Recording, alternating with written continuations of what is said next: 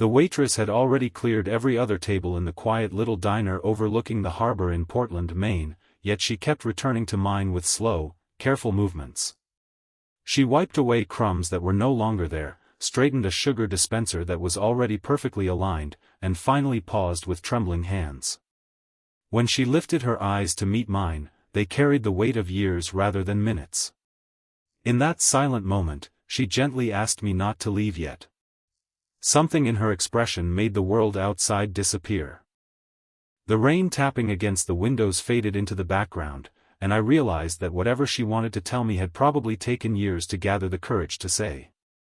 Before we continue, if you believe that kindness still changes lives, that forgiveness is stronger than anger, and that hope can appear when everything seems lost, please take a moment to like this video, share it with someone who believes in second chances, leave your thoughts in the comments, and subscribe to the channel.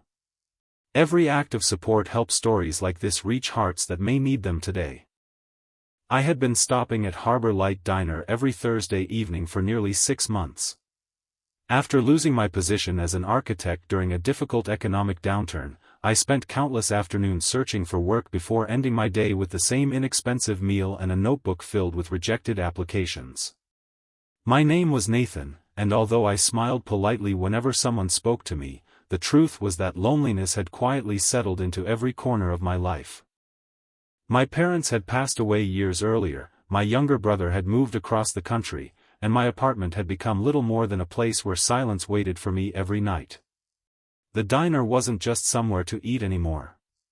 It had become the only place where familiar faces greeted me without expecting anything in return.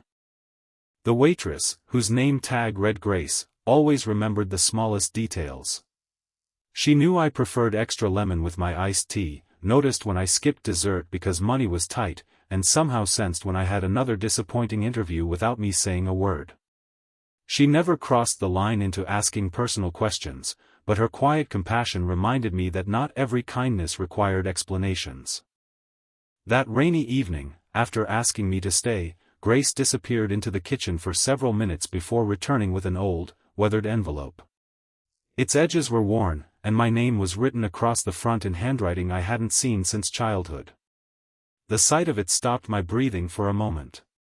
It belonged to my grandmother, Margaret, who had passed away nearly 12 years earlier. I had believed every one of her letters had been lost when our family home was sold. Grace explained through tearful eyes that her late father had purchased several boxes during an estate sale years ago. He had planned to sort through them but became ill before he ever could. After his passing, she inherited everything stored in his garage. Only weeks earlier had she begun opening the forgotten boxes, hoping to donate anything valuable. Instead, she discovered family photographs, journals, and letters belonging to people she would never know. Mine had been among them. Inside the envelope was a letter my grandmother had written shortly before her passing. She spoke about life's unexpected storms and reminded me that success could disappear overnight, but character never could. She encouraged me to keep serving others even when I felt forgotten because, in her words, people often become miracles in someone else's story before they ever recognize their own. Folded behind the letter was something even more surprising. A cashier's check she had quietly saved for me, untouched because it had never reached its destination. The amount wasn't enough to make anyone wealthy, but it was enough to erase my debts and give me room to breathe again. For the first time in months, I walked outside feeling lighter than I had since losing my career. But what stayed with me wasn't the money. It was the realization that one person's honesty had restored far more than my finances. Grace could easily have ignored the box or thrown everything away. Instead, she spent weeks searching social media, public records, and neighborhood directories until she finally found me sitting in the same booth where she had watched me fight invisible battles every Thursday. Over the following months, my life slowly transformed. I accepted a position with a nonprofit organization designing affordable housing for struggling families instead of chasing the high-paying corporate jobs I once believed defined success. The work paid less than my old career, but every completed home reminded me of the values my grandmother had tried to teach me. Grace and I became close friends, united not by romance but by a shared belief that ordinary people could quietly change extraordinary lives. Together, we organized community dinners at the diner once every month, where anyone facing hardship could enjoy a warm meal without worrying about the bill.